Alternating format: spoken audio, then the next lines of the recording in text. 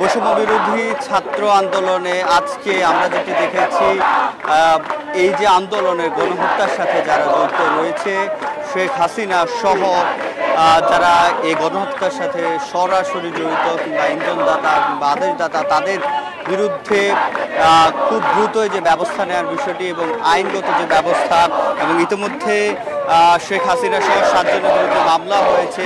আমরা বৈষম্য বিরোধী ছাত্র আন্দোলনের পক্ষ থেকে আজকে যেটি দেখেছি, রাজু ভাস্কর্যের সামনে তারা ইতিমধ্যে শেখ হাসিনা সহ বাকি যারা রয়েছে তাদেরকে গণহত্যার দায়ে তাদের যে বিচার, সেই বিচার কাজ যাতে দ্রুত করা হয় সেটির যে দাবি সেটি কিন্তু তারা করছে। এবং এখানে আমরা যেটি দেখেছি, 3টার পর থেকে শিক্ষার্থীরা একত্র হতে থাকে, বিশেষ করে ঢাকা বিশ্ববিদ্যালয় এবং এর আশপাশের এলাকার যেই কলেজগুলো রয়েছে সেখানকার শিক্ষার্থীরাও এসেছে। এবং আমরা বেসরকারি বিশ্ববিদ্যালয়ের শিক্ষার্থীদের একটি দল এখানে এসে যুক্ত হতে দেখেছি।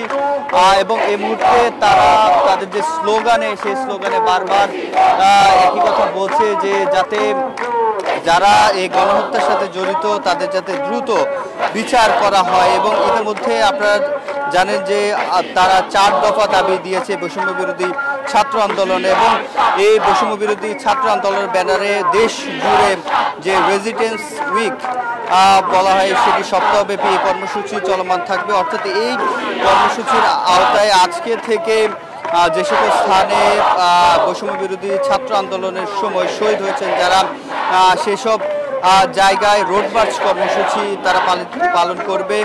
এবং রোড মার্চে সংশ্লিষ্ট যারা রয়েছে সেসব স্থানে জড়ো হবে এবং 1 মিনিট নীরবতা পালন করবে।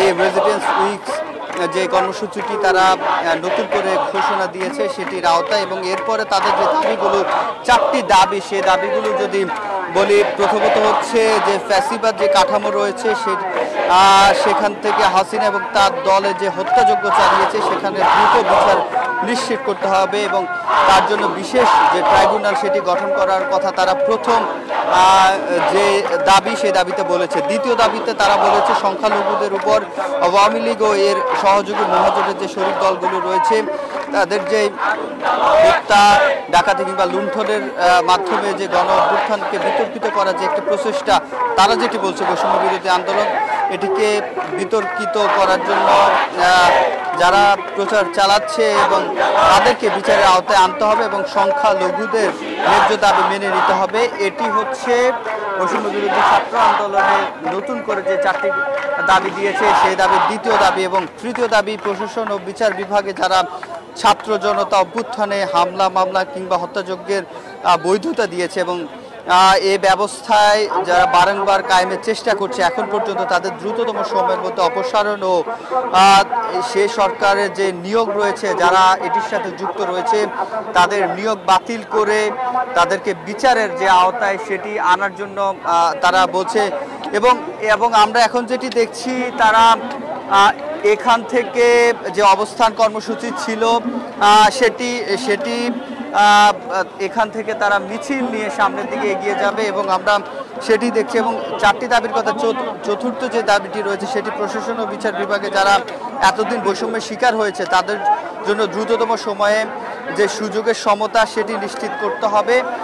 এটি বৈষম্য বিরোধী ছাত্র আন্দোলনের পক্ষ থেকে নতুন করে তাদের যে 4টি দাবি, সেই 4টি দাবির মধ্যে রয়েছে। এবং প্রথমত যে প্রথম দাবিটি সেটি আমরা বলছিলাম, এবং তারা বারবার যে তাদের যে স্লোগান রয়েছে স্লোগানে তারা বারবার এই বিষয়টি বলছেন যাতে করে দ্রুত সময়ের মধ্যে তাদের যারা হত্যার সাথে যুক্ত শেখ হাসিনা সহ তাদের বিচার করা হয় এবং যারা বিদেশে পলাতক রয়েছে তাদেরকে যাতে আন্তর্জাতিক ট্রাইব্যুনালে মামলা করে দ্রুত সময়ের মধ্যে তাদেরকে নিয়ে আসার ব্যবস্থা করা হয়। এই ধরনের যে কর্মসূচিগুলো সেটি আজকে তারা যে কর্মসূচিতে হাতে নিয়েছে এবং আমরা যেটি দেখছি তারা এখান থেকে তাদের যে অবস্থান, রাজু ভাস্কর্যের সামনে যে অবস্থান কর্মসূচি এতক্ষণ চলমান ছিল সেটি তারা এখান থেকে অবস্থান কর্মসূচি থেকে তারা সামনের দিকে মিছিল নিয়ে এগিয়ে যাওয়ার যে প্রস্তুতি সেটি নিচ্ছে এবং ইতিমধ্যে সেই মিছিলের যে প্রস্তুতি সেটি কিন্তু শুরু হয়ে গেছে এবং আমরা সেটি দেখছি।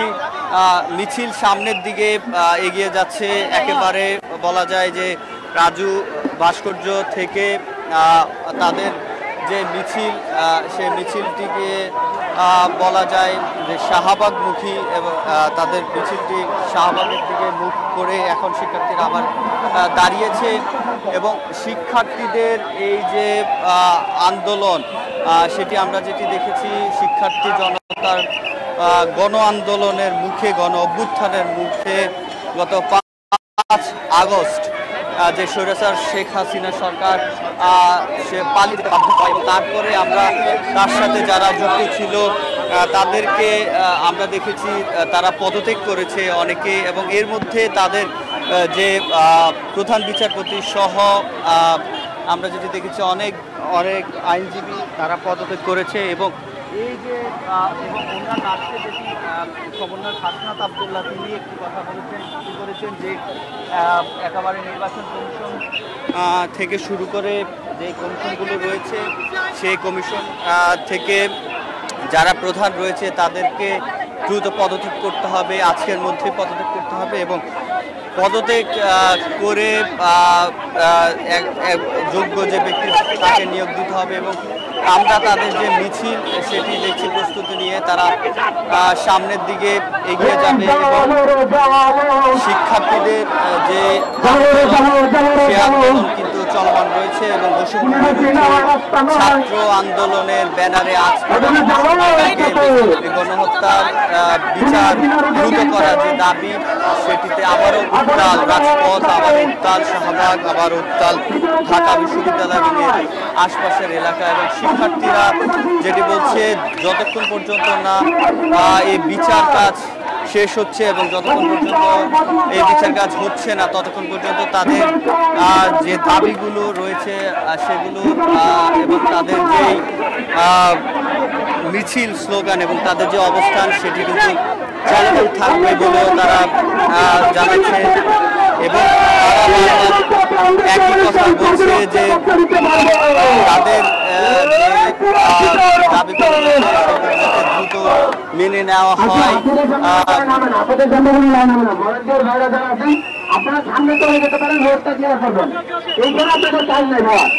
এবং আমরা যেটি দেখছি এই মুহূর্তে তারা একেবারে রাজু ভাস্কর্য থেকে শাহবাগমুখী তাদের মিছিলের যে যাত্রা এখনো তারা বলা যায় মিছিল শুরু করেনি, এখানে এখনো অবস্থান করছে এবং তাদের এবং শিক্ষার্থী যারা রয়েছে নারী শিক্ষার্থীদের সামনে দিচ্ছে এবং পিছনেই অন্যান্য যে রয়েছে তারা রয়েছে এবং তাদের যে মিছিল বারবার একই কথা বলা হচ্ছে যারা এই হত্যার সাথে জড়িত এবং করে এসেছিল এতদিন তাদের দ্রুত যাতে বিচারের আওতায় নিয়ে আসা হয় এবং শিক্ষার্থীদের যে দাবিগুলো রয়েছে সেই দাবিগুলো যাতে দ্রুত মানা হয়। 4টি দাবির কথা কিন্তু আমি ইতিমধ্যে বলেছি, এই 4টি দাবি যত দ্রুত সম্ভব যাতে তারা মেনে নেয় সেটি তারা বলছেন। এবং এই যে শুরুতে আমরা যেটি দেখেছি ঢাকা বিশ্ববিদ্যালয়ের কেন্দ্রীয় যে গ্রন্থাগার সেখান থেকে মূলত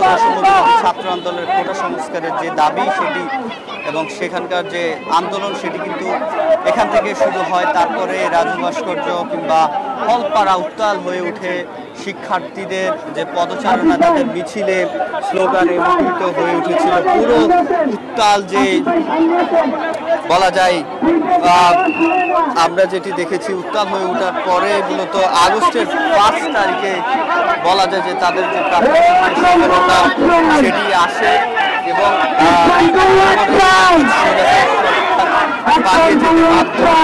তার সাথে বাকি যারা ছিল সকলে এবং আমরা যেটি দেখেছি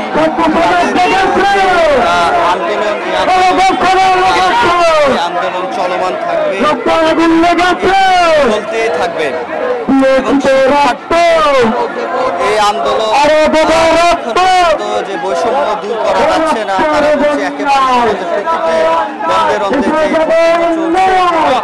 যে সরকারি দপ্তরগুলিতে সেখানে সে আন্দোলন চলমান থাকবে। এবং এই যে শিক্ষার্থীদের এই অবস্থান এইভাবে হয় না